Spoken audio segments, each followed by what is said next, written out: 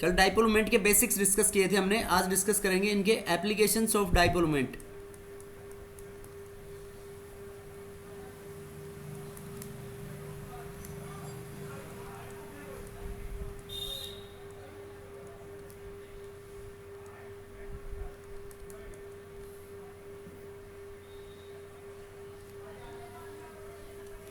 देखो बेटा, applications of dipole moment के अंदर पहले अपनी एप्लीकेशन आती है to determine the polarity and geometry of the molecule.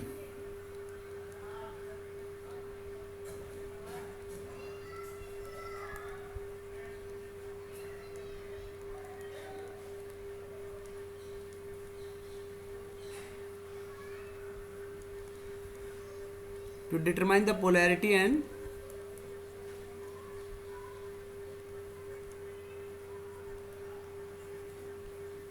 Geometry of a molecule. देखो बेटा, जैसे हम डिस्कस कर रहे थे कि जिनका डाइपोल मोमेंट जीरो है तो कंपाउंड या तो वो सिमेट्रिकल होगा, तो उसके बिहाफ पे हम ये कह सकते हैं कि उसकी ज्योमेट्री या तो सिमेट्रिकल ज्योमेट्री होगी या लीनियर ज्योमेट्री होगी। If mu equals to zero, तो म्यू इक्वल्स टू जीरो, तो we can say that compound is non polar.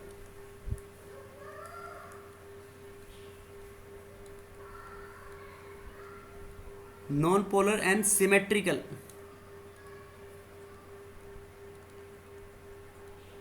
और नॉन पोलर और सिमेट्रिकल, फॉर एग्जांपल इसके डिफरेंट एग्जांपल्स हमने डिस्कस किए थे, जैसे BeF2,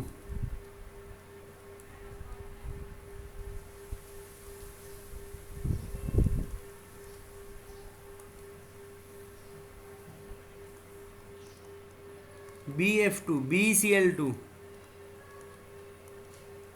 BF3, CO2, methane, CCl4,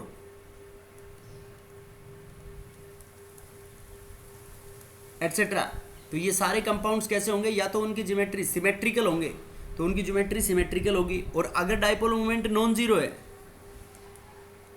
if mu is non zero, तो म्यू नॉन जीरो है तो हम बोलेंगे कि compound is polar, compound polar होगा एंड अनसिमेट्रिकल, उसकी जो शेप होगी बेटा वो अनसिमेट्रिकल होगी।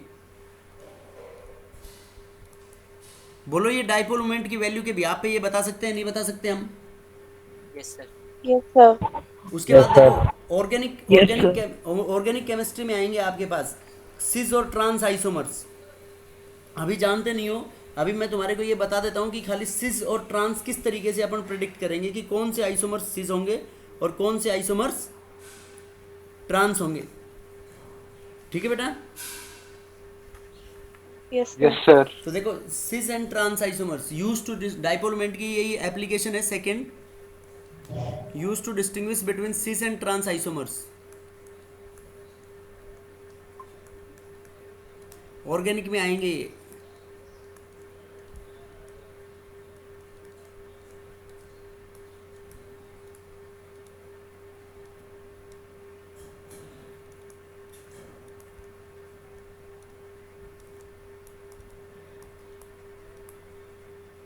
सिस और ट्रांस आइसोमर्स के अंदर कैसे डिस्टिंग्विश करेंगे हम? जैसे तुमने 10th क्लास में ब्यूटीन तो पढ़ा होगा ना, but one ene but two ene. Yes sir. तो ब्यूट वन इन और ब्यूट टू इन की ज्योमेट्री भी बेटा अलग अलग होती है।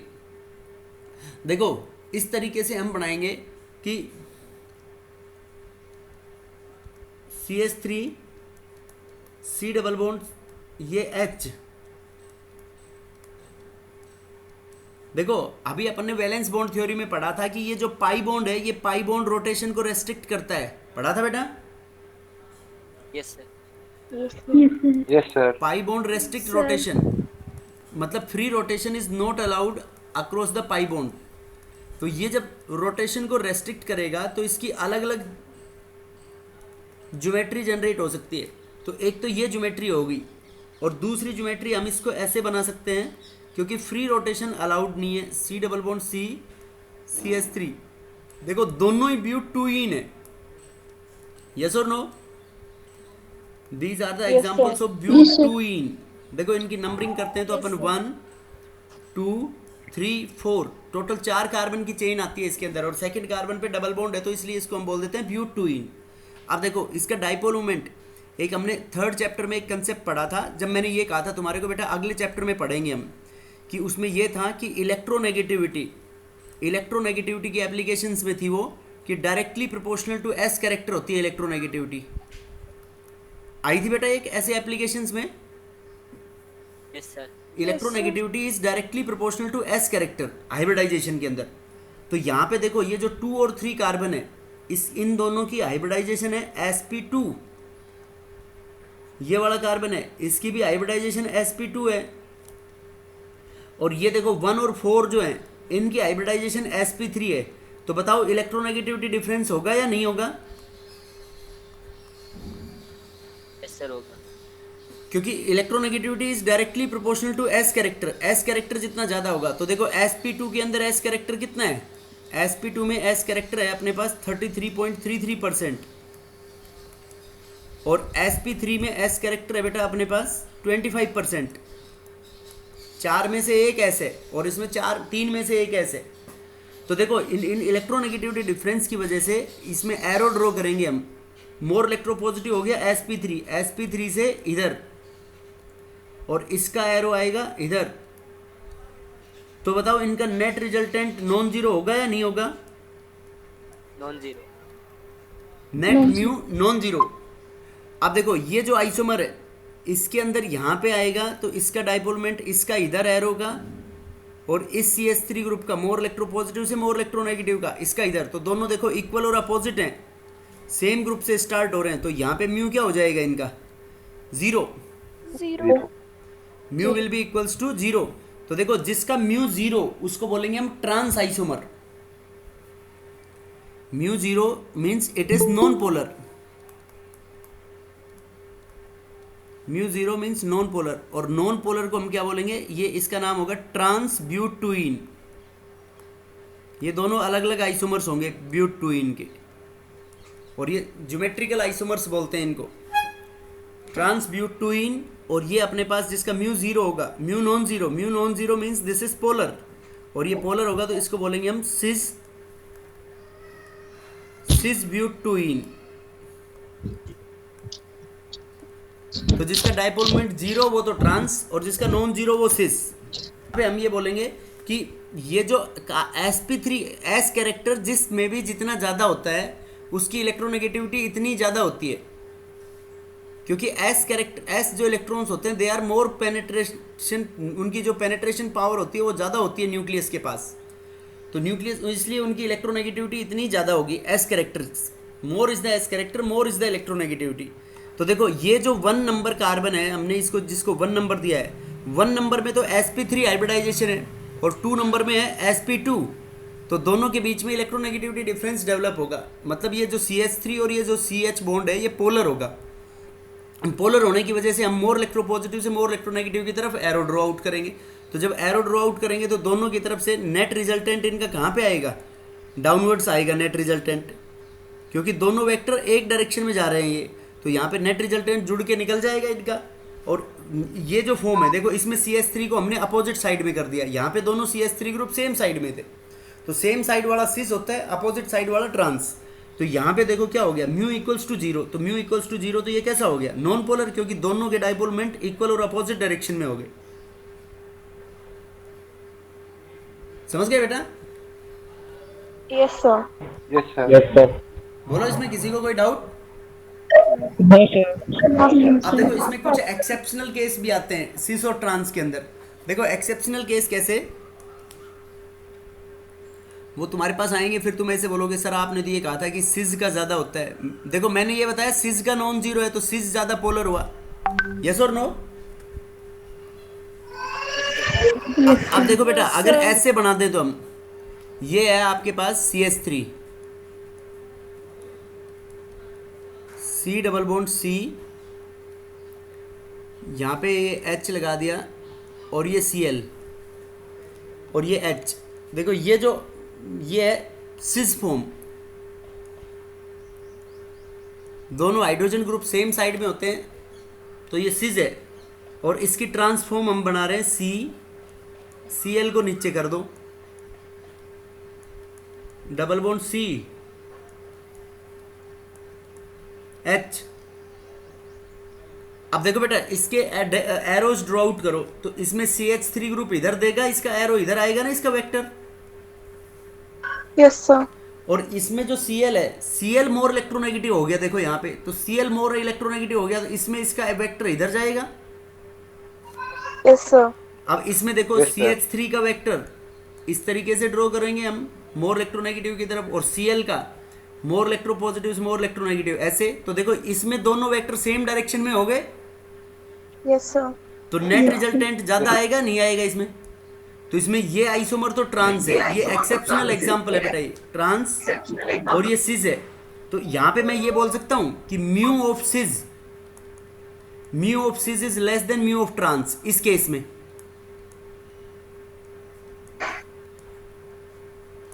बोलो, इस केस में बोला जा सकता है नहीं ऐसे? Yes, sir. ये एक्सेप्शन एग्जांपल है इसका। इनको ऑर्गेनिक केमिस्ट्री में फिर डिस्कस करेंगे, फिर भी बता देंगे इसको। तो यहाँ पे दोनों नॉन पोलर होंगे, यहाँ पे ये सॉरी दोनों पोलर होंगे, क्योंकि दोनों का डाइपोल मोमेंट क्या होगा, इसका भी म्यू क्या होगा, नॉन जीरो, और इसका भी म्यू क्या होगा, नॉन जीरो, क्योंकि दोनों वेक्टर्स इक्वल और अपोजिट तो नहीं है ना किसी में भी। No, sir. Yes, sir. ये है बेटा कि how we will distinguish between cis and trans isomers.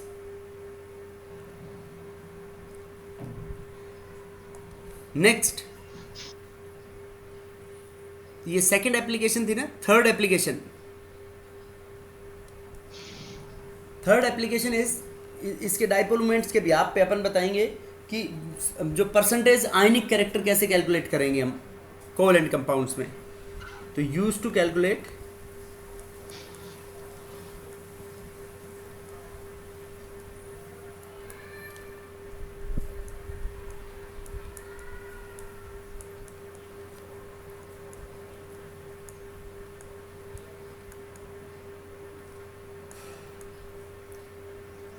Use to calculate percentage ionic character. Percentage ionic character कैसे कैलकुलेट करेंगे, देखो इसमें। तो परसेंटेज आयनिक कैरेक्टर बराबर होता है बेटा अपने पास कि experimental value of dipole moment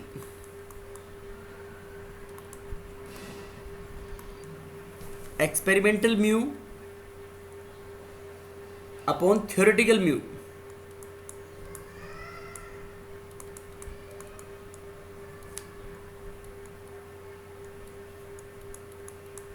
into 100। तो उससे आ जाएगा अपने पास percentage ionic character in any polar covalent compound. Polar covalent compound के अंदर कितना परसेंटेज आयनिक कैरेक्टर आएगा, तो वो इसके ब्याप पे अपन डिसाइड करेंगे उसके अंदर। समझ गए बेटा? ये तो ये तो कम आएगा ना, क्या बोल रहा है इसकी वैल्यू कम ही आएगी ना बेटा? जो भी आएगी वैल्यू तो कम ही आएगी, मतलब जितनी भी आएगी वैल्यू अपने को उस बात से मतलब नहीं है।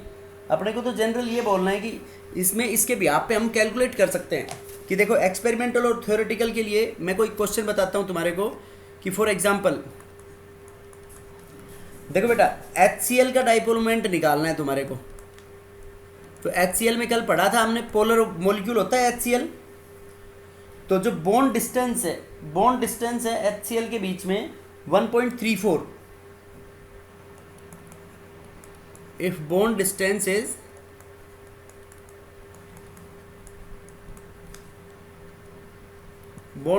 in HCl is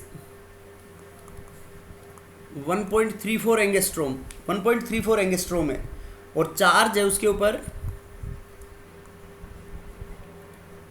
and charge is 4.8 into 10⁻⁻10 ESU।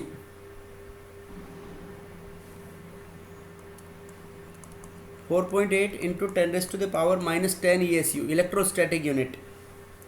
So calculate the percentage ionic character. Calculate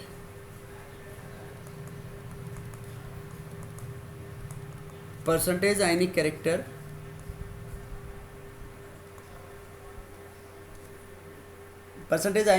निकालना है। और एक्सपेरिमेंटल म्यू बराबर है तुम्हारा 1.08 डी बाई,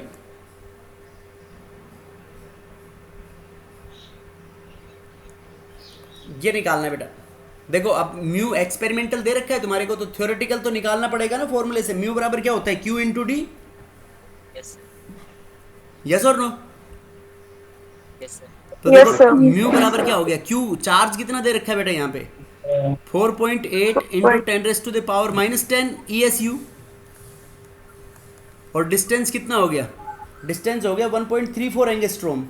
तो ESU, अब ESU इंटू सेंटीमीटर, कल हमने यूनिट देखी थी इसकी, तो इसको लिख दो 1.34 एंगस्ट्रोम को सेंटीमीटर में बदलेंगे तो इसको 10⁻⁻8 सेंटीमीटर आ जाएगा, नहीं आएगा भाई। 1 एंगस्ट्रोम बराबर क्या होता है, बराबर 10⁻⁻10 मीटर में बदलते हैं तो मीटर के बराबर होता है, तो सेंटीमीटर 10⁻⁸ हो गया। Yes, sir. तो इसको जब हम मल्टीप्लाई करेंगे Yes, sir. 4.8 इंटू 1.34,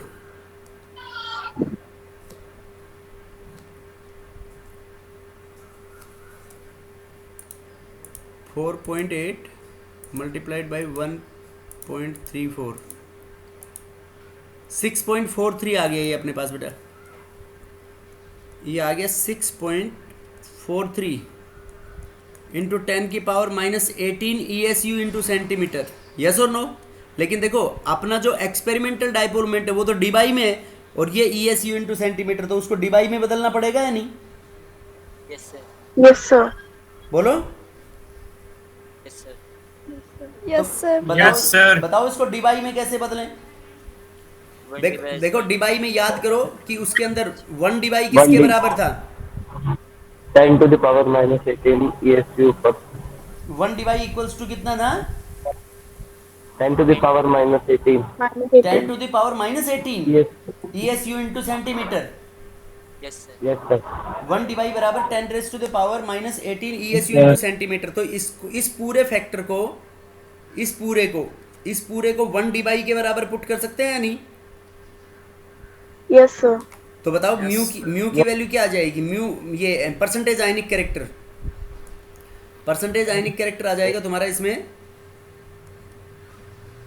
6.43. 43 डिवाइड, ये आ गया अपना यहाँ पे, ये तो आ गई थ्योरेटिकल वैल्यू, और एक्सपेरिमेंटल थी 1.08, तो 1.08 अपॉन 6.43 इंटू 100, इसको सोल्व कर लोगे तो परसेंटेज आयनिक कैरेक्टर आ जाएगा। बोलो बेटा समझ में आया नहीं आया। I guess so. इस तरीके से अपन निकालेंगे परसेंटेज आयनिक कैरेक्टर। उसके बाद yes, any doubt. Sir experimental और थियोरेटिकल में इतना डिफरेंस क्यों है, एक्सपेरिमेंटल और थ्योरेटिकल वैल्यूज में इतना डिफरेंस क्यों है सर। बेटा डिफरेंस तो ये तो थ्योरेटिकल तो जो भी एग्जैक्ट बॉन्ड लेंथ जो भी दे रखी है अपने को, बॉन्ड लेंथ और जो चार्ज का मैग्नीट्यूड है वो है, तो कंपाउंड कोई आयनिक थोड़ी है, फिर तो ये जितना ज़्यादा आएगा अगर इसमें आयनिक कैरेक्टर तो इतना फिर आयनिक कंपाउंड ही हो गया, कोवलेंट कंपाउंड क्यों कहेंगे हम इसको, यस सर, नहीं समझे। यस सर, तो मतलब बहुत कम अमाउंट में ही होता है इनके अंदर, पोलैरिटी जो होती है बहुत कम होती है, अब वो इलेक्ट्रोनेगेटिविटी डिफरेंस की वजह से जनरेट होती है, इसलिए हम उसको इस तरीके से डिस्कस करेंगे इसमें। बोलो क्लियर है या नहीं। Yes sir, Yes, sir. Yes, sir. उसके बाद yes sir next application is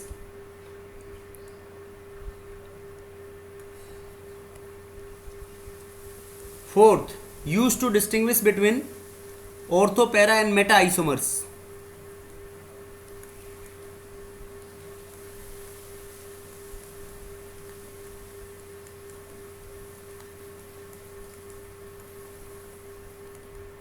ये भी ऑर्गेनिक में आएगा बेटा, use to distinguish between ortho, para and meta isomers.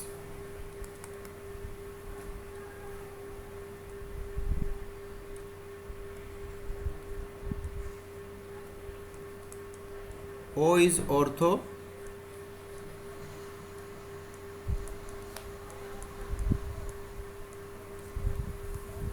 Para, ortho, para and meta isomers, उनके बीच में डिस्टिंग्विश करने के लिए काम में लिया जाता है बेटा ये। अब देखो ऑर्थो, पैरा और मेटा आइसोमर्स में कैसे कैलकुलेट करेंगे अपन, कि जो डाइपोल मोमेंट होता है, देखो कोस थीटा सबसे ज़्यादा होता है, तो ये कह सकते हैं कि हम mu is inversely proportional to theta, mu theta के इनवर्सली प्रोपोर्शनल होगा। कल जैसे हमने रिजल्टेंट निकाला था दो वेक्टर्स के लिए, तो म्यू रिजल्टेंट म्यू रिजल्टेंट बराबर under root of mu one square plus mu two square plus two mu one mu two cos theta. इस तरीके से निकाला था नहीं निकाला था बेटा ये? Yes, sir. अब देखो Yes, sir. इसमें मैं आइसोमर बना रहा हूं 3 आपके पास। Yes, sir. ये बेंजीन रिंग है, बेंजीन रिंग है ना ये बेंजीन रिंग के ऊपर हमने Cl जोड़ दिया।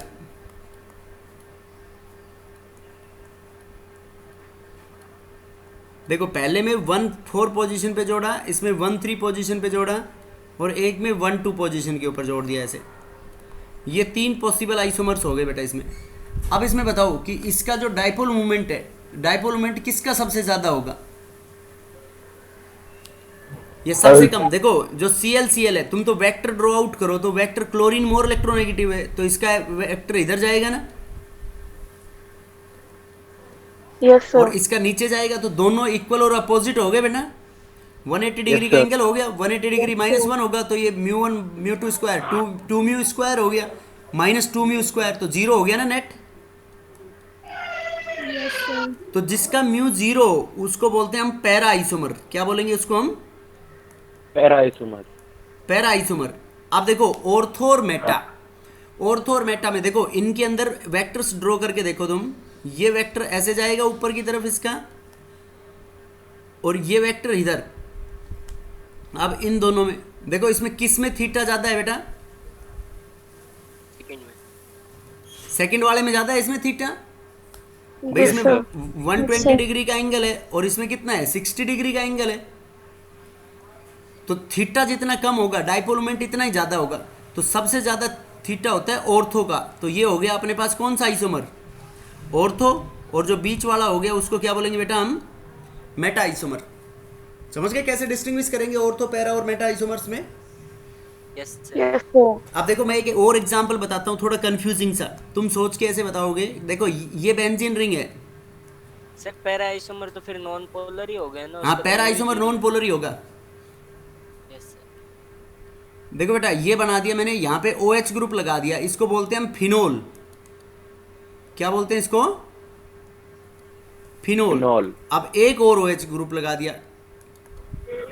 No. ये नहीं, ये बेंजीन 1,2 डायोल बोलेंगे इसको। अब देखो ये जो है, और इसको क्यूनोल भी बोलते हैं, कॉमन नेम है क्यूनोल। बताओ इसका डाइपोल मोमेंट 0 होगा या नहीं होगा?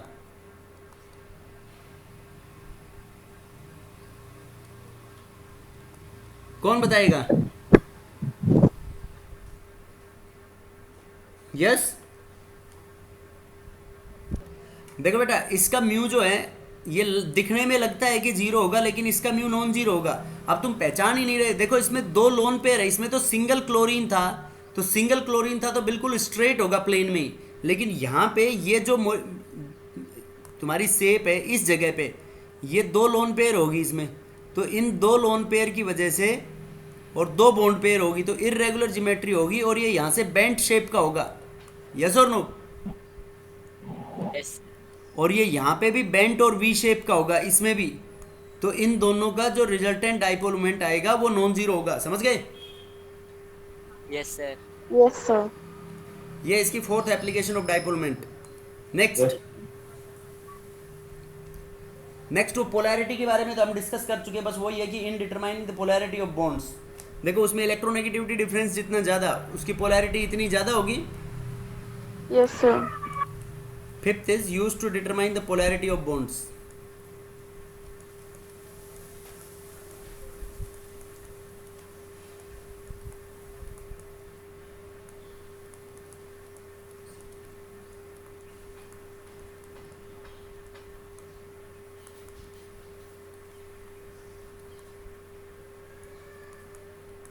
बॉन्ड्स की पोलैरिटी को देखो बेटा कैसे डिटरमाइन करेंगे इसके अंदर। तो ये कह सकते हैं हम directly proportional to the electronegativity difference बोल सकते हैं नहीं?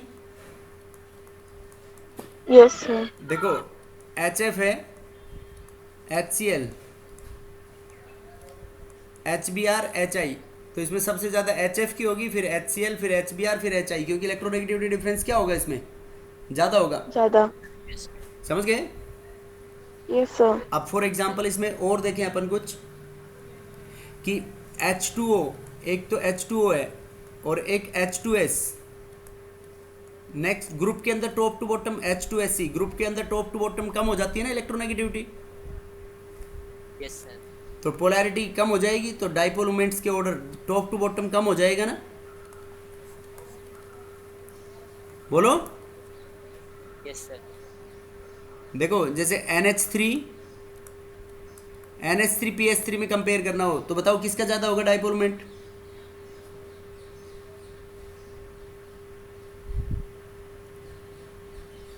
बोलो बेटा। PH3 NH3। बेटा NH3 की इलेक्ट्रोनेगेटिविटी ज्यादा है, तो NH बॉन्ड्स मोर पोलर होंगे as compare to PH bonds. Yes sir. लेकिन एक थोड़ा सा देखो एक्सेप्शनल एग्जांपल है। देखो एक तो है CH3Cl, CH3F, CH3Cl, CH3Br, CH3I। देखो बेटा डाइपोल मोमेंट म्यू बराबर है अपना Q into D, product of charge into distance. तो मतलब डिस्टेंस जिसमें ज्यादा होगा उसका भी तो डाइपोल मोमेंट ज्यादा होना चाहिए, यस और नो? देखो जैसे हमने पहले यही देखा केस, इसमें HF की तो बॉन्ड लेंथ सबसे कम होगी और HI की बॉन्ड लेंथ सबसे ज्यादा होगी, तो डिस्टेंस के बिहाफ पे तो HI होना चाहिए ना सबसे ज्यादा। Yes Yes, sir. तो कॉन्ट्राडिक्टरी बात होगी ना ये। Yes sir. तो Yes, देखो sir. ऐसी कॉन्ट्राडिक्टरी चीज में जो ज्यादा पावरफुल होता है तो इसमें ज्यादा पावरफुल इलेक्ट्रोनेगेटिविटी डिफरेंस है, पोलैरिटी, तो इसलिए HF सबसे ज्यादा होगा। अब जैसे ये एल्काइल ग्रुप जोड़ दे, methyl fluoride, methyl chloride, methyl bromide, methyl iodide, तो इसके अंदर ये ऑर्डर आना चाहिए ना तुम्हारा, यस सर। लेकिन ये रॉन्ग यस है। सर। इसमें ये ऑर्डर आएगा जैसे दोनों फैक्टर को जब बैलेंस करते हैं हम, दोनों फैक्टर को किसको, पोलैरिटी को भी और बॉन्ड लेंथ को, तो दोनों को जब बैलेंस करते हैं तो सबसे ज्यादा CH3Cl, फिर CH3F, उसके बाद CH3Br। ये बहुत इंपॉर्टेंट है, एग्जाम्स में पूछा हुआ है ये, और फिर उसके बाद CH3I, क्योंकि सब इसमें पोलैरिटी के बिहाफ पे ये आंसर कर देते हैं, तो वो रॉन्ग आएगा इसके अंदर। तो सर ऐसे तो कंफ्यूजन बहुत ज़्यादा हो जाएगा अगर वैल्यूज नहीं होती। बेटा अब इन ऐसे फैक्टर्स के अंदर तो ध्यान रखना पड़ेगा तुम्हारे को। वैल्यूज दी जाती हैं फिर एग्जाम्स? नहीं, वैल्यू नहीं मिलेंगी तुम्हारे को, वैल्यू के बिहाफ पे तो कोई भी बता देगा। Yes sir. अब देखो उसके बाद एक जैसे अपन एक जैसे NO2 नेगेटिव, एक NO2 है और एक NO2 पॉजिटिव, कौन बताएगा इसमें? देखो सबसे ज्यादा डाइपोल मोमेंट किसका होगा? देखो इसमें सबसे पहले आप लोगों को क्या करना है, शेप ड्रॉ आउट करनी पड़ेगी। तो NO2 नेगेटिव, नाइट्रोजन के ऊपर कितने इलेक्ट्रॉन्स होते हैं? 5। सर। अब एक ऑक्सीजन के ऊपर नेगेटिव है, तो एक ऑक्सीजन के ऊपर नेगेटिव है तो उसका लेवाइस डॉट स्ट्रक्चर बनाएंगे हम। तो एक ऑक्सीजन के ऊपर 6 इलेक्ट्रॉन्स होते हैं, एक उसने गेन कर लिया नेगेटिव की फॉर्म में तो 7 हो गए, एक नाइट्रोजन से शेयर कर लिया तो 8 हो गए बेटा इसमें। Yes, sir. दूसरे वाले ऑक्सीजन 2 शेयर करेगा इसके साथ और ये ऐसे डबल बॉन्ड बना लेगा। तो एक देखो इसके ऊपर लोन पेयर आ गई, तो इसकी बेंट शेप होगी या नहीं होगी इसमें? यस। Yes, sir. तो इसमें ऑक्सीजन मोर इलेक्ट्रोनेगेटिव है, तो इसका एरो इधर यूं जाएगा और इसका एरो यूं जाएगा। तो देखो नेट रिजल्टेंट 0 तो नहीं होगा ना इसका म्यू। No, sir. अब देखो ये पता लगाएंगे कि ऑर्डर अब देखो नेक्स्ट NO2 की शेप बनाए अपन, तो NO2 ओड इलेक्ट्रॉन स्पेसीज है बेटा। NO2 में एक तो अपने पास अनपेड इलेक्ट्रॉन बचता है और एक अनपेड इलेक्ट्रॉन एक कोऑर्डिनेट बॉन्ड हो और एक ये डबल बॉन्ड हो।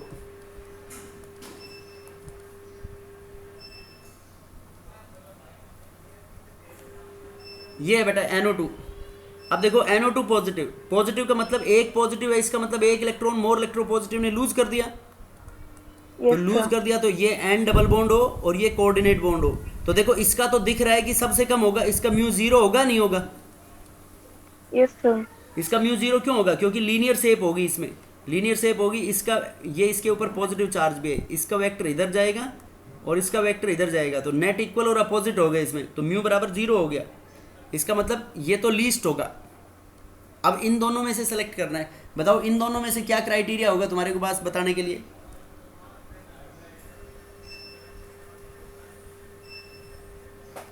देखो बेटा, इन दोनों में शेप दोनों की बेंट शेप है, लेकिन इसमें पहले वाले में चार्ज ज्यादा है ना इसमें।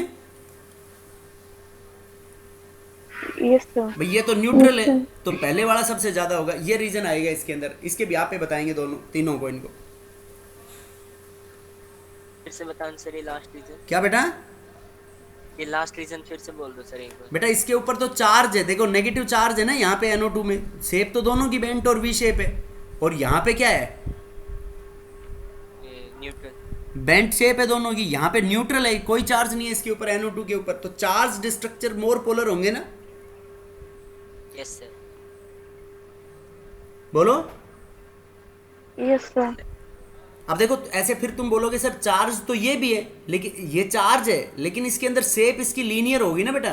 तो लीनियर शेप होगी तो दोनों वेक्टर्स इक्वल और अपोजिट हो गए, तो नेट जीरो हो गया ना उसकी वजह से उनमें। Yes sir. बोलो क्लियर है या नहीं? Yes sir. Yes sir. Yes sir. बोलो बेटा, समझ में आया नहीं आया?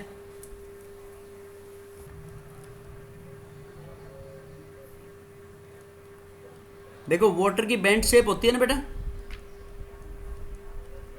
Yes sir. और एक है SO2 वाटर, और एक SO2। तो SO2 is S double bond O, या एक कोऑर्डिनेट बॉन्ड O बना लेंगे। तो देखो इसमें तो एक लोन पेयर है, तो लोन पेयर भी डोनेट की जा सकती है ना बेटा किसी को। Yes yes sir. सर। तो देखो इसमें S और O में मोर इलेक्ट्रोनेगेटिव ऑक्सीजन है, तो इसका इधर जाएगा रिजल्टेंट, और इसका इधर जाएगा। यस और नो? Yes sir. और Yes, sir. तो इन दोनों का रिजल्टेंट यूं हो गया ना नीचे की साइड में, और इस एक लोन पेयर का हो गया ये ऊपर की साइड में। तो इनका नेट रिजल्टेंट निकालना है। अब वाटर में देखो, वाटर में कैसे निकालेंगे हम, बताओ? वाटर में नेट रिजल्टेंट H का मोर इलेक्ट्रोपॉजिटिव से इधर, और इसका इधर, और ये दोनों लोन पेयर का भी अपवर्ड्स आएगा, तो तीनों देखो एक ही डायरेक्शन में जा रहे हैं। Yes sir. तो इसमें नेट रिजल्टेंट बहुत ज्यादा होगा एक ही डायरेक्शन में, तो ये कह सकते हैं mu of water is greater than mu of SO2। Yes Yes, sir. Vinay यही कंसेप्ट लगाया था। हाँ सर, ये अभी जस्ट अभी अभी किया था ये। बोलो बेटा, समझ में आया नहीं आया ये? Yes sir. समझ गए? यस सर, कल अब भी कराया था अब देखो, आपने। अगर HF, मैं 2-3 मॉलिक्यूल लिख रहा हूं, देखो Yes, sir. ऐसे कंपेयर करना हो तो HF water SO2, HF water और SO2 अमोनिया NH3। देखो बेटा HF, इसमें फ्लोरीन की इलेक्ट्रोनेगेटिविटी सबसे ज्यादा है, एक ही बॉन्ड होगा, एक ही डाइपोल वेक्टर आएगा। देखो एक का नेट रिजल्टेंट तो इसमें सबसे ज्यादा होगा, because fluorine is most electronegative. फिर वाटर और SO2 में कंपेयर किया ही हमने, और N में N की इलेक्ट्रोनेगेटिविटी क्या हो जाएगी? En लेस, तो बॉन्ड लेस पोलर होगा। इस तरीके से बताएंगे हम इसके अंदर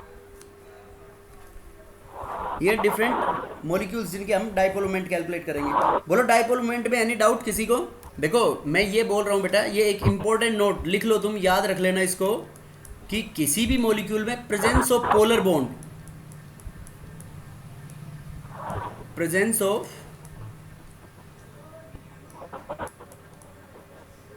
of a polar bond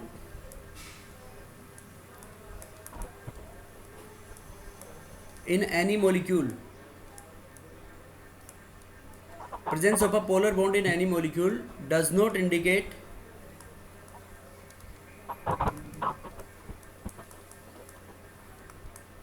presence of a polar bond in any molecule does not indicate that dipole moment mu will be non-zero। Polar bond का प्रेजेंस होना does not indicate that molecule is zero. For example symmetrical जो molecules होते हैं, देखो BF3 है, तो BF3 के अंदर पोलर बॉन्ड होता है, BF bond, BF bond is polar, लेकिन इसका डाइपोल मोमेंट क्या होता है? Zero. But mu is zero. जो भी सिमेट्रिकल मॉलिक्यूल्स होते हैं, जैसे BF3 है, मीथेन, CH4, PCl5,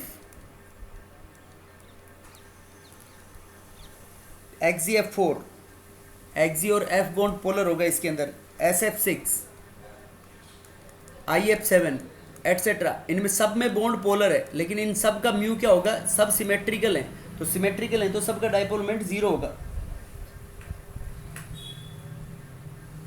ये कंसेप्ट बोल रहा था बेटा, समझ गए? तो मतलब किसी भी मॉलिक्यूल में पोलर बॉन्ड की प्रेजेंस होना, पोलर बॉन्ड की प्रेजेंस होना, it does not make sure कि मॉलिक्यूल कैसा होगा, मॉलिक्यूल पोलर होगा। पोलर बॉन्ड हो सकता है उसमें, लेकिन जरूरी नहीं है उसका, अगर वो सिमेट्रिकल है तो उसका पोलर, वो मॉलिक्यूल पोलर नहीं होगा, कंप्लीट मॉलिक्यूल। बोलो कोई डाउट इसमें किसी को? No sir. ये बेटा डायपोल मोमेंट से रिलेटेड। अब देखो इसके अंदर एक हाइड्रोजन परऑक्साइड का अपन स्ट्रक्चर बनाएंगे, हाइड्रोजन परऑक्साइड का स्ट्रक्चर, और उसमें वाटर से कंपेयर करेंगे उसका डायपोल मोमेंट बाद में, क्योंकि हाइड्रोजन परऑक्साइड का ओपन बुक लाइक स्ट्रक्चर होता है, तो ओपन बुक लाइक स्ट्रक्चर में और वाटर की बैंड शेप होती है, इसलिए उसका डायपोल मोमेंट थोड़ा सा ज़्यादा होता है। अब देखो नेक्स्ट फैक्टर अपन बात करते हैं, ये तो पोलैरिटी थी अपने पास बॉन्ड के लिए। अब डिफरेंट बॉन्ड के पैरामीटर्स में अपने पास आता है bond length. Second is bond length.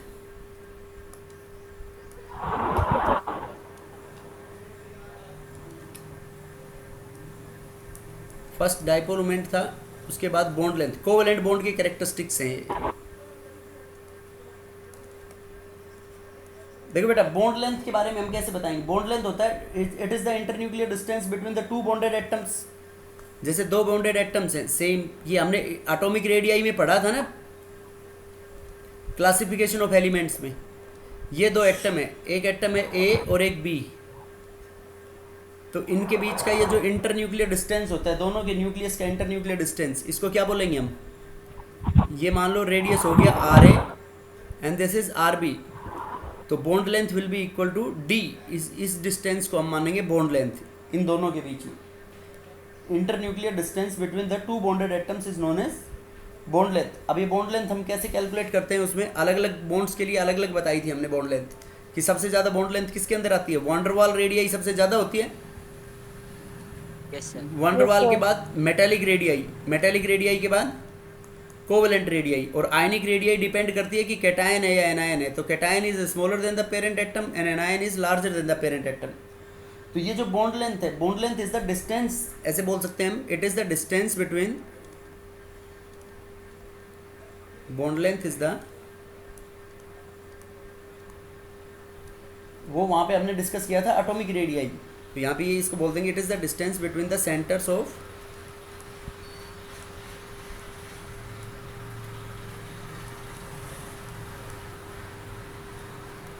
To bonded atoms, दो बॉन्डेड एटम्स के बीच में डिस्टेंस, उसको बोलेंगे हम बॉन्ड लेंथ। अब देखो इस बॉन्ड लेंथ को क्या क्या फैक्टर्स अफेक्ट करेंगे।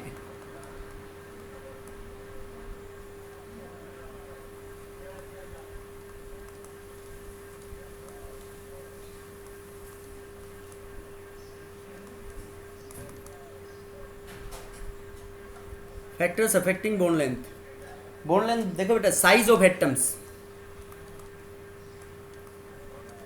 बताओ, बहुत इजी है ये तो कंसेप्ट। साइज ऑफ एटम्स कैसे डिसाइड करेंगे बॉन्ड लेंथ? इसका ज्यादा बड़ा साइज होगा, उसका बॉन्ड डिस्टेंस उतना ही बड़ा Yes, sir. कि more is the size of the bonded atoms, more will be the bond length. More is the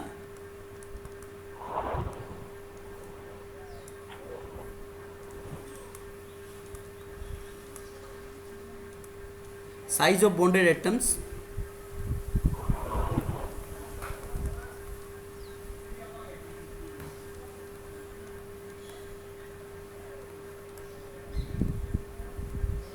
more is the size of bonded atoms, more will be the bond length। देखो बेटा कैसे, जैसे एक है अपने पास HF, HCl, HBr, HI, तो बताओ इसमें सबसे ज्यादा बॉन्ड लेंथ किसकी होगी? साइज टॉप टू बॉटम बढ़ती है,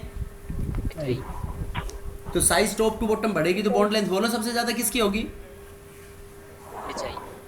HI HI की सबसे ज्यादा होगी। Yes, sir. समझ गए बेटा? Yes, sir. सबसे ज्यादा बॉन्ड लेंथ इसमें एच आई की होगी। देखो H2S H2O दोनों सेम टाइप के हैं। बॉन्ड लेंथ इसमें HS बॉन्ड लेंथ और HO बॉन्ड लेंथ किसकी ज्यादा होगी बेटा? HS की ज्यादा होगी। Yes. Yes, sir. Yes, sir. Yes और नो? H तो दोनों में सेम हो गया ना। Yes, sir. उसके बाद नेक्स्ट इज, देखो और इसमें और एग्जांपल्स देखते हैं अपन। एक है NH, जैसे NH3 है, PH3, ASH3। तो इसमें बॉन्ड लेंथ आपको बात करनी है NH, PH bond length, ASH bond length. तो देखो top to bottom Yes, size sir. बढ़ रही है, तो ASH सबसे ज्यादा होगी या नहीं होगी? Yes, sir. Second is bond order. देखो बॉन्ड ऑर्डर के ऊपर कैसे डिपेंड करेगा बॉन्ड ऑर्डर, और उसको हम ऐसे बोल सकते हैं multiplicity of bond. Bond order का मतलब होता है it is the number of bonds between the two bonded atoms, और मल्टीप्लिसिटी का मतलब मल्टीपल बॉन्ड है या सिंगल बॉन्ड है। तो देखो जितने ज्यादा बॉन्ड बनेंगे बेटा दो एटम्स के बीच में, तो अट्रैक्टिव फोर्सेस इतने ज्यादा होंगे। तो अट्रैक्टिव फोर्स जितने ज्यादा होंगे तो बॉन्ड लेंथ, जो एटम्स नजदीक आएंगे तो बॉन्ड लेंथ कम हो जाएगी ना। Yes sir. बहुत आसान है ये तो। More is the number of bonds,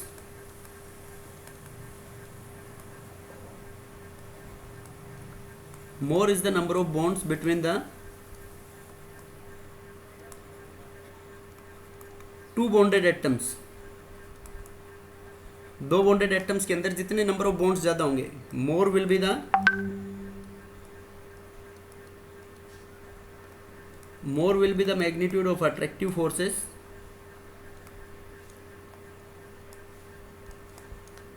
and shorter will be the bond length. Yes or no? Yes sir. तो देखो जैसे एल्काइंस में ट्रिपल बॉन्ड होता है, यस सर। एल्काइंस में होता है ना बेटा ट्रिपल बॉन्ड। देखो है तो एटम कार्बन ही, एक तो C ट्रिपल बॉन्ड C है और एक C डबल बॉन्ड C है और एक C सिंगल बॉन्ड C है। तो सबसे ज्यादा bond length C single bond C में होगी नहीं होगी? Yes sir. बोलो। Yes sir. उसके बाद type of hybridisation.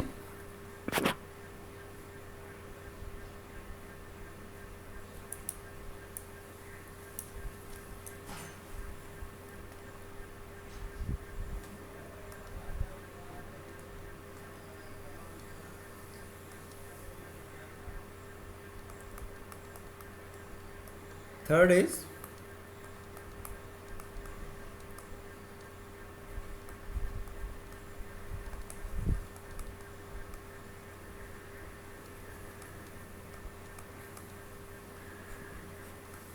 Type of hybridization. देखो बेटा हाइब्रिडाइजेशन के अंदर किसके व्याप पे कहेंगे हम कि जो s ऑर्बिटल्स होते हैं, s ऑर्बिटल जितना ज़्यादा होगा, s कैरेक्टर जितना ज़्यादा होगा तो साइज इतनी छोटी होगी। More is the s character,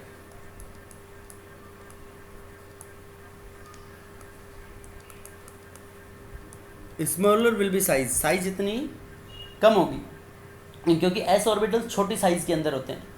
तो ये कह सकते हैं हम कि एक तो sp हाइब्रिडाइजेशन है, sp2, sp3। तो इसमें किसकी ज़्यादा होगी बताओ? sp3 की बॉन्ड लेंथ ज़्यादा होगी। Yes sir.